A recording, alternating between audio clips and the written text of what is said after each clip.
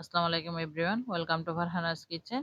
আজকের রেসিপি টক ঝাল মিষ্টি আস্ত আমড়ার আচার। আচারের নাম বললে সবার জিভে পানি চলে আসে। একদম অল্প উপকরণে দুর্দান্ত স্বাদের এই আচারটা খুব সহজেই যে কেউ নিতে পারবে। চলুন কথা না বাড়িয়ে মূল রেসিপিতে চলে যাই। প্রথমে আমি 1 কেজি পরিমাণের আমড়া খোসা ছাড়িয়ে ধুয়ে নিয়েছি। এগুলো আমাদের গাছের আমড়া, কয়েকটা দাগ পড়েছে, এগুলো তেমন সমস্যা না, এগুলো গাছ থেকে পড়ে এরকম হয়েছে। এখন আমড়াগুলোকে একটা ছুরির সাহায্যে এভাবে কেচে নিচ্ছি। এই যে দেখেন একটা হয়ে গেছে, আমি আপনাদেরকে আরেকটা করে দেখাচ্ছি। সব আমড়াগুলো এভাবেই কেচে নিব। আপনারা এটা কাঁটা চামচের সাহায্যে করতে পারেন, তবে ছুরির সাহায্যে করলে সব মশলাগুলো একদম ভিতর পর্যন্ত ঢুকে খেতেও অনেক ভালো হয় আচারটা।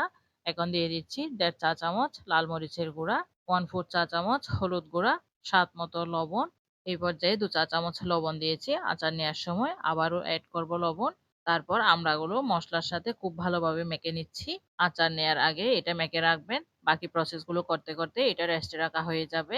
এটা এক সাইডে রেখে চলে যাচ্ছি চুলায়। চুলায় আমি একটা মসলা তৈরি করে নেব। তার জন্য একটা ফ্রাই প্যান বসিয়ে দিয়েছি। ফ্রাই প্যানে দিয়ে দিচ্ছি 2 চা চামচ আস্ত পাঁচফোড়ন, 1 চা চামচ মিষ্টি জিরা, 2 চা চামচ ধনিয়া এবং জিরা। এখানে ধনিয়া জিরা একসাথে মিক্স করা আছে। 2 চা চামচ সরিষা, আমি হলুদ সরিষাটা নিয়েছি। 6টা শুকনা মরিচ। এখন চুলার আঁচটা একদম লোতে রেখে আমি মশলাগুলো অনবরত নেড়েচেড়ে ভেজে নিচ্ছি। এটা খেয়াল রাখতে হবে যাতে মশলাগুলো একদমই পুড়ে না যায়। আচারে ভাজা মশলা ইউজ করলে আচারের স্বাদ অনেক গুণে বেড়ে যায়। ভাজতে ভাজতে দেখবেন খুব সুন্দর একটা সুঘ্রাণ ছড়াবে। সেই পর্যায়ে বুঝতে হবে মশলাগুলো ভাজা হয়ে গেছে। ভাজার পরে এরকম একটা বাটিতে নিয়ে নিবেন। তাওয়াতে রাখলে কিন্তু মশলাগুলো পুড়ে যেতে পারে। এখন এগুলো আমি ঠান্ডা করে ব্লেন্ডারে ব্লেন্ড করে নিব। তারপর আচার বানানোর জন্য আমি চুলায় একটা কড়াই বসিয়ে দিয়েছি। কড়াইতে দিয়ে দিচ্ছি 1/4 কাপ সরিষার তেল। এই আচারে কিন্তু বেশি পরিমাণে সরিষার তেল লাগবে না। সরিষার তেল গরম হয়ে আসলে দিয়ে দিচ্ছি 1.5 টেবিল চামচ তেতো করা রসুন।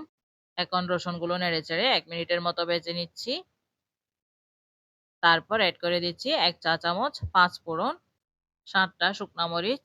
তারপর আবারও রসুনগুলো ব্রাউন কালার হয়ে আসা পর্যন্ত ভেজে নিচ্ছি। এই পর্যায়ে চুলার আঁচটা লোতে রাখতে হবে। ভাজতে ভাজতে দেখবেন এক পর্যায়ে খুব সুন্দর একটা স্মেল ছড়াচ্ছে আর রসুনগুলো ব্রাউন কালার হয়ে আসছে। এই পর্যায়ে আমি অ্যাড করে দিচ্ছি মেখে রাখা আমড়াগুলো। আমড়াগুলো আমি 2-1 মিনিটের মতো নেড়ে চেড়ে ভেজে নিচ্ছি। এই পর্যায়ে চুলার আঁচটা রেখেছি মিডিয়ামে। 2-1 মিনিট ভাজার পর অ্যাড করে দিচ্ছি 1/4 কাপ চিনি। আমি প্রথমে হাফ কাপ দিয়েছি, আবার হাফ কাপের আধা কাপ দিয়েছি, তার মানে 1/4 কাপ।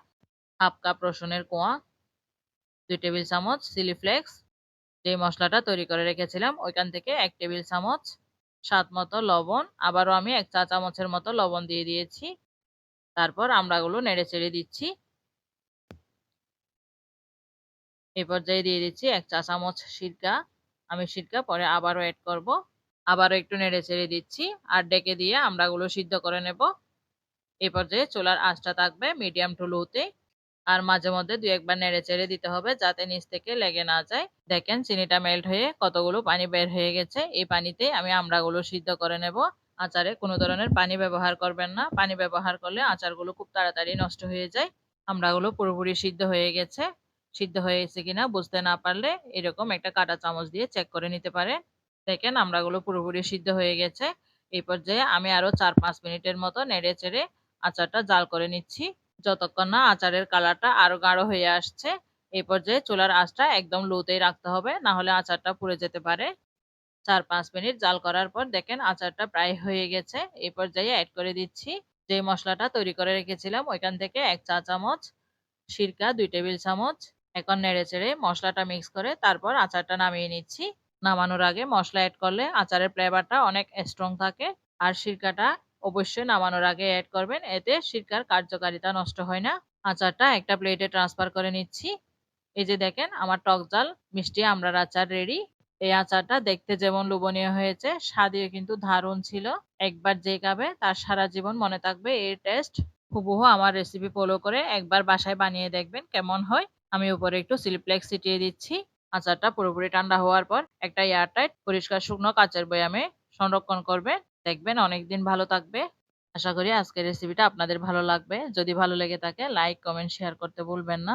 এতক্ষণ সাথে থাকার জন্য সবাইকে ধন্যবাদ। আজকের মতো এখানে বিদায় নিচ্ছি। আল্লাহ হাফিজ।